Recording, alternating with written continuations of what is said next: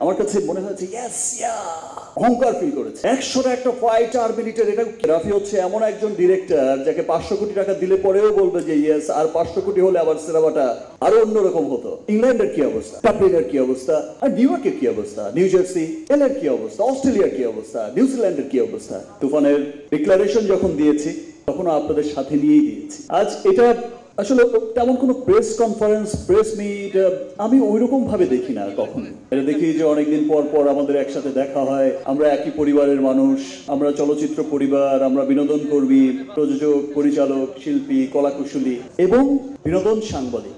আমরা সকলেই কিন্তু একটা পরিবারের মানুষ। সবসময় দেখা হয়ে ওঠে না, সবার সাথে সবার একটা কুশল বিনিময় হয়, সুন্দর একটা সময় কাটে।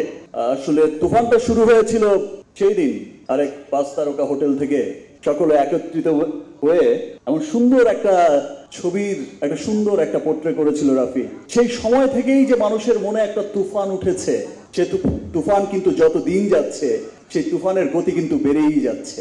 তুফান ছড়িয়ে যাচ্ছে দেশের গণ্ডি থেকে ওদেশ, ওদেশ থেকে বিদেশ।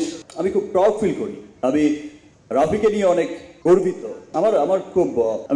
আমার কাছে মনে হয়েছে ইয়েস খুব অহংকার ফিল করেছি আমি যখন দেখেছি যে রাফি এসে একটা সুন্দর গ্রাফসের মধ্য দিয়ে তার এই চমৎকার টিমকে নিয়ে। সম্ভবত কি হয় আপনারা সকলেই জানেন যে আমরা যখন, রাফি তো ইন্ডিয়াতে অচেনা, এটা ওর প্রথম সিনেমা, ডিরেক্টর হিসেবে প্রথম কাজ। অনেক বড় বড় টেকনিশিয়ান কাজ করেছে, আমাদের দেশ থেকেও যেমন খুব খ্যাতনামা টেকনিশিয়ানরা কাজ করেছে, ওখান থেকেও তো অনেক বড় বড় টেকনিশিয়ানসরা কাজ করেছে, অনেক বড় বড় প্রযোজনা সংস্থা, বড় বড় শিল্পী, সবকিছু বড় বড় সমন্বয়ে কিন্তু হয়েছে ফান।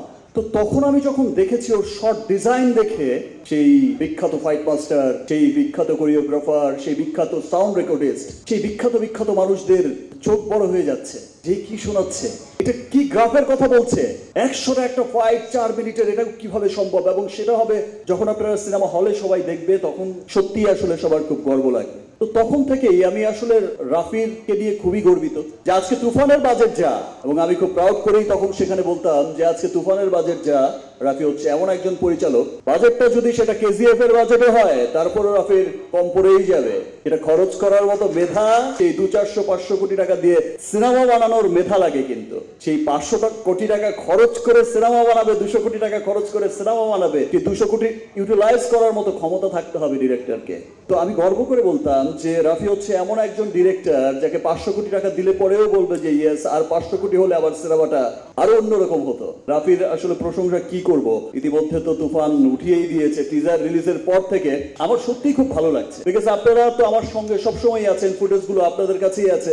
আমি সবসময় একটা কথা অনেক বছর ধরেই বলে আসছি যে আমার দেশের সিনেমাটাকে আমি শুধু এই গণ্ডিতে বেঁধে রাখতে চাই না। আমি ঈদের দিন সকালে নামাজ পড়ে এসে আমি বা আমার ঈদের সময় থেকে আমি সেই স্বপ্ন দেখতে চাই যে ওকে ফাইন, ইংল্যান্ডের কি অবস্থা, ডাবলিনের কি অবস্থা, আর নিউ ইয়র্কের কি অবস্থা, নিউ জার্সি এর কি অবস্থা, অস্ট্রেলিয়ার কি অবস্থা, নিউজিল্যান্ডের কি অবস্থা, ইটালির কি অবস্থা, সুইজারল্যান্ডের কি অবস্থা।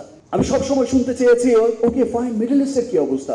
মিডল ইস্টের তো অনেকগুলো দেশে দেশে খবর আসছে, আমি সেই খবরগুলোই সবসময় দেখতে চেয়েছি, সেই বিষয়টাই সবসময় দেখতে চেয়েছি। এবং ইনশাল্লাহ গত বছর থেকেই গ্লোবাল জার্নিটা কিন্তু আমাদের শুরু হয়েছে। গত বছর থেকেই কিন্তু শুরু হয়েছে ডাবলিনের সিনেমা রিলিজ হওয়া, গত বছর থেকে কিন্তু শুরু হয়েছে বড় পরিসরে, এর আগেও হয়তো হয়েছে ছোট্ট পরিসরে, কিন্তু গত বছর থেকে শুরু হয়েছে ডাবলিনের মতো আমাদের স্বপ্নের শহরের সিনেমা অফিসিয়ালি রিলিজ হওয়া, ইংল্যান্ডে রিলিজ হওয়া, ইটালির রোমে রিলিজ হওয়া, north America, Canada, everywhere, Australia, New Zealand, middle east. এই যে জার্নিটা গত বছর শুরু হয়েছে, এই যে তুফানটা গত বছর থেকেই শুরু হয়েছে, এই তুফানটা কিন্তু এবছর এসে আরো অনেক বেগবান হয়েছে।